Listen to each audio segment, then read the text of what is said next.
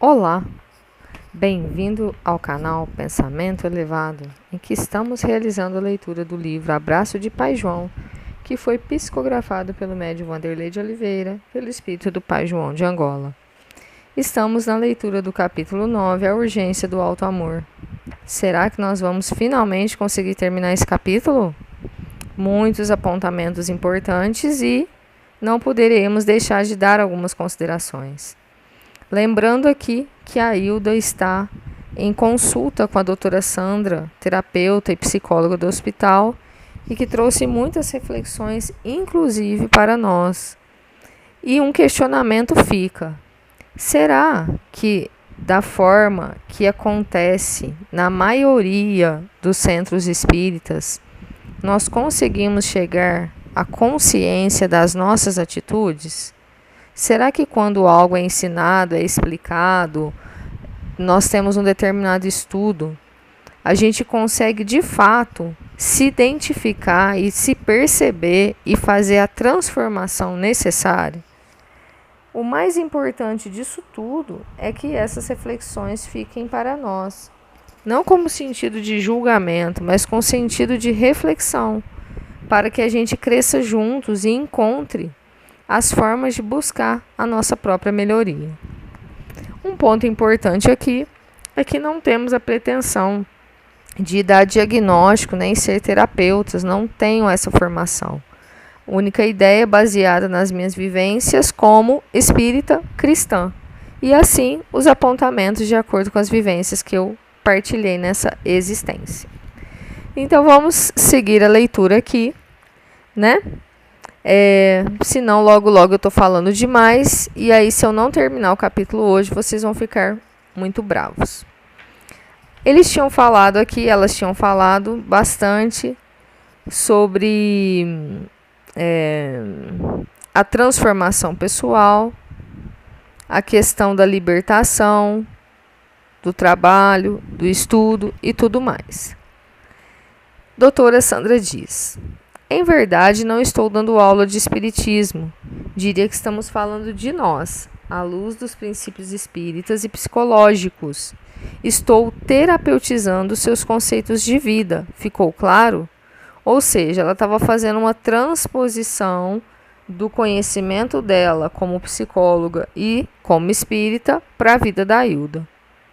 Muito claro, doutora. Eu sou muito grata por dar tanta luz à minha mente limitada e tanta esperança ao meu coração sofrido. Suas palavras são um santo remédio. E, sinceramente, não estou cobrando, mas lamento muito que certos centros espíritas não ensinem essa riqueza do alto amor, dos cuidados primordiais para conosco. Então, essa reflexão aqui que a gente propôs no início aqui do áudio. Ela falou que as palavras dela estavam ajudando ela muito e não era uma cobrança, né? É o que eu estou dizendo, a gente não está querendo cobrar lugar nenhum religioso, porque tudo tem que partir de nós.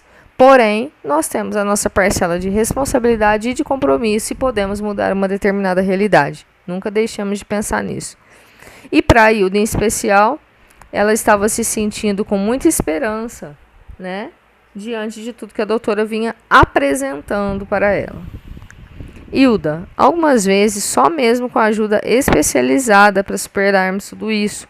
Você nem imagina como eu tenho no meu consultório pacientes de que nenhuma religião deu conta nesse assunto. Na verdade, nem era para dar, não é mesmo?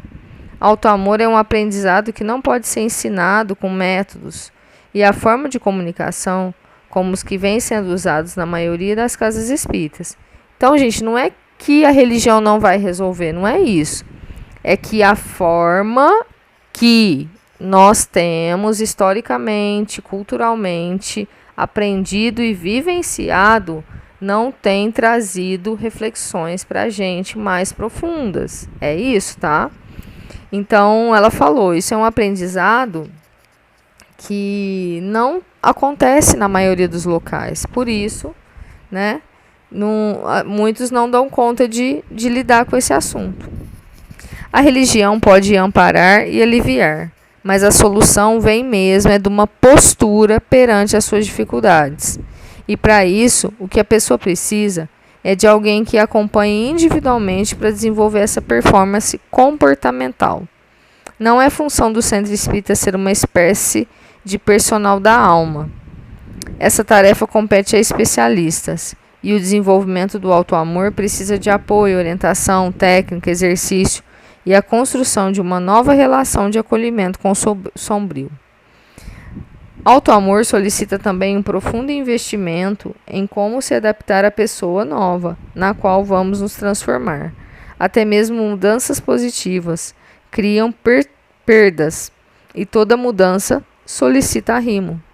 Quem assume um compromisso de autenticidade deve se preparar para perder a pessoa que achava que era. Essa é a primeira e mais dolorosa perda. Sinceramente, além do centro espírita não estar pronto para isso, não acredito também que isso seja parte de sua missão. O que faltou a você é descobrir isso e achar o seu caminho. Centro espírita é um caminho e não o caminho, como muitos querem. Bom, então essa aqui é a opinião dela, né? De que ela precisa de um acompanhamento mais profundo de um profissional especializado. Porque nem sempre a gente tem condições sozinhos de chegar a uma resposta. E como a gente falou aqui, né, alguém que está de fora e que tem condição de te dar um apoio, um suporte emocional, ajuda muito. Nós precisamos desses suportes na nossa vida. Seja de amigos, seja de terapeutas, seja de psicólogos, né? Eles têm um estudo e uma formação que os auxilia nisso. Mas eu creio ainda que se a gente conseguir, uma pessoa que consegue, ela é capaz de contagiar outras, tá? No meu pensamento, na minha visão limitada, se a gente conseguir ter um entendimento e uma vivência profunda do Evangelho, nós conseguimos, tá? Esse é o meu pensamento, é a minha visão. Agradeço a Deus e aos Espíritos por terem encontrado a Senhora. Nesse meu momento de dor, o Centro Espírita, os amigos espíritas e a ajuda espiritual estão servindo de alívio às minhas dores. Entretanto, é aqui que tenho encontrado as respostas que eu tanto preciso para mudar minha vida, na terapia, com o seu carinho e a sua competência. As consultas de Irene e Hilda, sob a orientação da doutora Sandra, constituíram um farto material de reflexão. A sensibilidade da terapeuta era uma expressão de sua capacidade de amar a si mesma. Sua linguagem clara, prática e motivadora dispensava as técnicas e mostrava uma profissional afetivamente próxima de seus pacientes. Os apontamentos fornecidos por ela estavam em completa afinidade com o Livro dos Espíritos, quando este diz na questão 886 que o verdadeiro sentido da palavra caridade é ter benevolência para com todos, indulgência para com as imperfeições alheias e perdão das ofensas. Essa conceituação inclusiva de caridade é o roteiro de paz para as nossas vidas. Amor ao próximo, mas igualmente a nós. Cuidados com quem amamos serão mais bem alcançados na medida em que cuidarmos de nossas necessidades pessoais. Quanto mais luz sobre o nosso sombrio interior, mais chances temos de ser alguém melhor, também para o nosso próximo. Benevolência com todos, incluindo, evidentemente, a nós mesmos. Exerçamos a bondade de ânimo em nossas ações, doçura e afabilidade com as nossas falhas, e boa vontade com o nosso desejo de melhorar. Merecemos o bem e o amor. Indulgência com as imperfeições alheias, mas também com as nossas. Sem um acolhimento das nossas próprias imperfeições, ficaremos distantes do caminho de aceitação, e a aceitação legítima é a porta que se abre para a compaixão e a compreensão, as virtudes práticas da expressão do amor. Então aqui é porque, quando a gente começa nesse trabalho de autoconhecimento, a gente vai vendo muita coisinha chata que a gente tem e que a gente não queria ver ou não queria ter. E aí a gente precisa ter paciência, precisa ter perdão com a gente, aceitação, para a gente seguir. Senão a gente vai ficar preso no que a gente não é, o que a gente não faz e não vai dar passo para frente. Perdão das ofensas é um trabalho com a dor da mágoa, que sitia os nossos sentimentos nos dramas da relação. Perdoar ofensas é uma ação profunda de honestidade emocional, que nos permite investigar as mensagens dolorosas que a mágoa quer nos ensinar. Mágoa é um sentimento cujo propósito terapêutico é nos conduzir à reflexão sobre nossas próprias imperfeições, presentes no relacionamento com o nosso ofensor ou ofensores. É necessário considerar que esse perdão ao ofensor só será legítimo se antes for feito essa terapia de ofensa em nossa intimidade. Por isso, o Livro dos Espíritos trata do perdão das ofensas e não do ofensor. Auto-amor, sem dúvida, é a conduta que brilhará no dicionário dos tempos novos da Terra. É o remédio mais urgente para as nossas carências milenares, que são a falta de laços com os nossos próprios corações, com a nossa essência divina. Precisamos sair da sintonia com o nosso lado mais pobre e mais necessitado. A proposta do Livro dos Espíritos é de uma sabedoria infinita. É um projeto avançado de amor, no qual encontraremos o caminho para preencher esse vazio, provocado pela carência afetiva, e enriquecer as nossas vidas de luz e paz na alma. Então, está aí, né? Esse perdão, quando a gente vai investigar o que aquela mágoa está ensinando e a gente entende e aprende. Ah, tá. Aprendi isso, entendi aquilo, tá tudo bem, tá tudo certo, né? E no Evangelho fala muito, no Livro dos Espíritos, né? O perdão das ofensas que nos são feitas, né? E não do ofensor, né?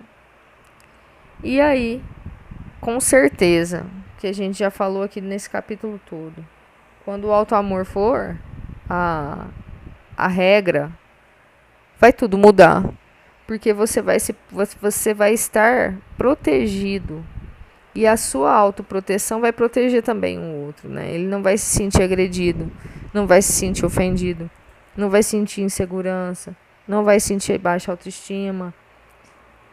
Quando a gente conseguir alimentar o nosso coração, blindar ele do mal, ter esse carinho com a gente vai conseguir ter o carinho com o outro, porque a gente vai saber o que ele está passando, o que ele está sentindo. E aí vai ser o alfabeto da Terra, né? Então, muito legal esse capítulo. Nós finalizamos e a gente vai ler depois o último, acho que, né? O capítulo... Não, é o penúltimo. O capítulo 10, tá? Começamos no próximo.